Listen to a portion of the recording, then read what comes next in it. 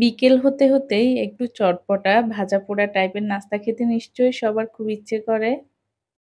১ cup পরিমাণ সুজি আর সাথে অল্প কিছু উপকরণ দিয়ে আজ আপনাদের জন্য তেমনই একটি নাস্তার রেসিপি নিয়ে এসেছি। চলুন দেখে নিই প্রস্তুত প্রণালী।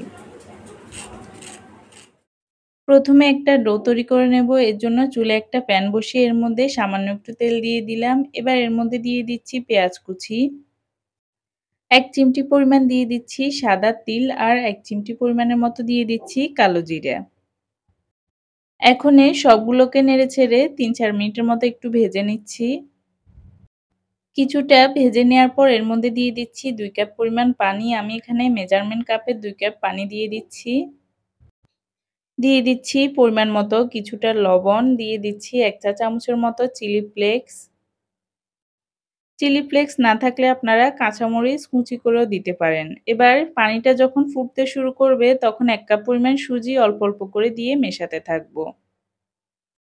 সম্পূর্ণ সুজিটা একবারে দিয়ে দিলে দলা পেকে যেতে পারে। এর জন্য এক হাত দিয়ে সুজি দিব এবং অন্য হাত দিয়ে মেশাতে থাকবো। নাড়তে, নাড়তে এক পর্যায়ে দেখবেন এটা প্যান থেকে উঠে আসছে এবং একটা ডোয়ে পরিণত হয়েছে। তখন এটাকে প্যান থেকে তুলে নেব।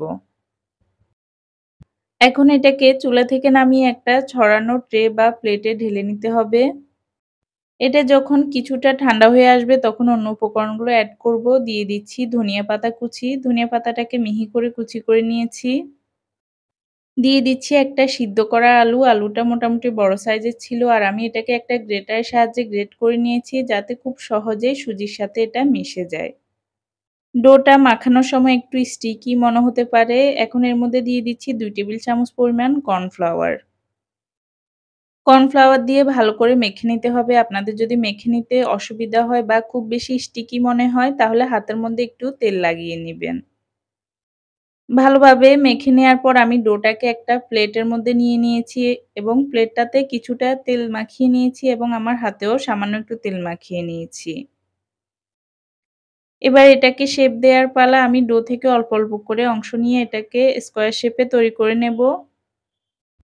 প্রথমে এভাবেই তৈরি করছিলাম কিন্তু কিছুক্ষণ পর মনে হলো এভাবে অনেক বেশি সময় লাগবে আর খুবই ঝামেলার মনে হচ্ছিল। এরপর আমি বোর্ডের মধ্যে একটু তেল মাখিয়ে নিয়ে ডো থেকে একটু বেশি করে অংশ নিয়ে সেটাকে চিকন করে রোল করে নিচ্ছি প্রথমে। এরপর একটা ছুরির সাহায্যে এটাকে স্কোয়ার শেপে কেটে নেব। দেখলাম যে কাজটা খুব সহজেই হয়ে যাচ্ছে এবং খুব কম সময়ে আমি এগুলো তৈরি করে ফেলেছি।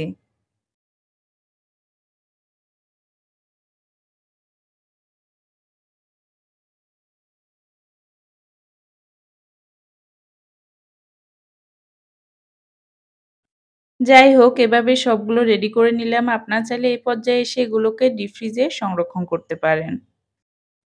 ভেজে নেয়ার জন্য চুলায় একটা কড়াইয়ে তেল দিয়ে তেলটা ভালো করে গরম করে নিয়েছি। এরপর এগুলো দিয়ে দিচ্ছি। তবে একসাথে বেশি দেওয়া যাবে না, তাহলে কিন্তু নাড়াচাড়া করতে অসুবিধা হবে, আবার এগুলো ভেঙে যেতে পারে। ভাজার সময় তেলটাকে অবশ্যই ভালো করে গরম করে নিতে হবে। প্রথমে তেলটাকে গরম করে নিয়ে এরপর চুলার আঁচটা মিডিয়ামে করে এগুলোকে একটু সময় নিয়ে ভেজে নিতে হবে। কিছুক্ষণ পর, পর নেড়েচেড়ে দিচ্ছি। আমি সত্যি কথা বলতে এটা আজকে ১ম তৈরি করেছিলাম এবং আমি ১ম এ একটু ভয় পাচ্ছিলাম তেলে দেওয়ার সাথে, সাথে খুলে যায় কিনা। যাই হোক এরকম কিছুই হয়নি। তবে আপনারা ডো তৈরি করার সময় খেয়াল রাখবেন ডো এর মধ্যে যাতে খুব বেশি ময়েশ্চার না থাকে, এজন্য কর্নফ্লাওয়ার ইউজ করবেন। তৈরি করার পর দেখলাম এটা এতটা ক্রিসপি আর এতটাই মজা হয়েছিল যে আমার বাচ্চারা খুবই পছন্দ করেছিল। আর আপনারা তো শব্দ শুনে ১ম এই বুঝতে পেরেছেন যে এটা কতটা মুচমুচে। বাইরে থেকে মুচমুচে হলেও এটা ভিতর থেকে খুবই সফট, এজন্য বাচ্চা বড় সবাই পছন্দ করবে। আমি আপনাদেরকে ভেঙে দেখাচ্ছি দেখুন।